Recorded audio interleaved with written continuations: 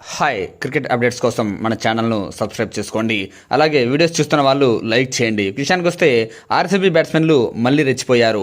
ఈసారి చిన్నస్వామి స్టేడియంలో కాదు, వాన్ఖేడే స్టేడియంలో పరుగుల ప్రవాహం సృష్టించారు.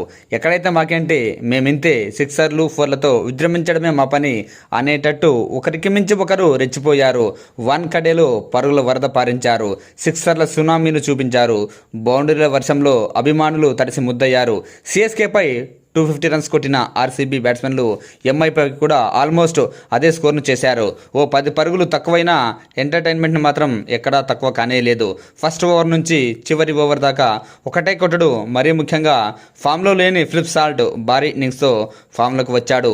తను ఫామ్లోకి వస్తే పరుగులు చేస్తే ఎంత డేంజరో ప్రూవ్ చేశాడు. మరోసారి కోహ్లీతో కలిసి రెచ్చిపోయాడు.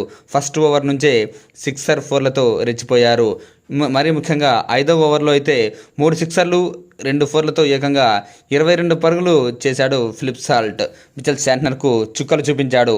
ఇక 8వ ఓవర్ అయితే మయాంక్ మార్కండేకి అయితే చెమటలు పట్టించాడు. 3 4లు 1 సిక్సర్తో 20 పరుగులు పిండుకున్నాడు. ఆ తర్వాత కోహ్లీ కూడా మంచి టైమింగ్తో సూపర్ షాట్లతో రెచ్చిపోయాడు. ఎంఐ బౌలర్లు ఎంత కష్టపడినా మొదట 10 ఓవర్లు కనీసం ఒక్క వికెట్ కూడా తీయలేకపోయారు. 11వ ఓవర్లో ఫస్ట్ బాల్కు ఫిలిప్ సాల్ట్ 36 బంతుల్లో 78 పరుగులు చేసి అవుట్ అయ్యాడు. అప్పటికే సాల్ట్ 6 సిక్సర్లు 6 4లతో విధ్వంసం చేశాడు. సాల్ట్ ఇలా చెల్లరేగితే క్రీజ్లోకి వచ్చిన కెప్టెన్ పటీదార్ అంతకు మించి అనేలా రెచ్చిపోయాడు.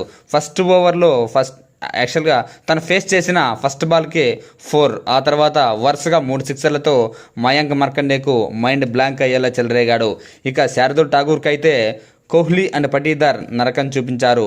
పటీదార్ ఒక 6 4 కొడితే విరాట్ కోహ్లీ కూడా ఒక 4 కొట్టాడు. అంతేకాదు ఠాకూర్ ప్రజలు తట్టుకోలేక ఏకంగా 4 వైడ్లు వేశాడు. ఎక్స్ట్రాలు అయితే చాలా వేశారు. ఇక ఎగ్జాక్ట్లీ 50 కొట్టాక విరాట్ కోహ్లీ అవుట్ అయినా పటీదార్ మాత్రం మరో 6 4తో 17 బంతుల్లోనే 50 రన్స్ కొట్టేశాడు. ఇలా ఆర్సీబీ టాప్ 3 బ్యాట్స్మెన్లు ఒకరికి మించి ఒకరు రెచ్చిపోయారు. ఒకానొక టైంలో ఆర్సీబీ 14 ఓవర్లకే 180 పరుగుల మార్కును దాటింది. అదే టెంపోను కంటిన్యూ చేసి ఉంటే 270 280 రన్స్ కొట్టేలా కనిపించింది. ఆ టైంలో బుమ్రా బౌల్డ్ కాస్త కంట్రోల్ చేయడంతో ఆర్సీబీ 240 రన్స్ కొట్టింది. చివర్లో టిమ్ డేవిడ్ కూడా 16 బంతుల్లోనే 3 సిక్సర్లు 2 4లతో 34 పరుగులు చేశారు.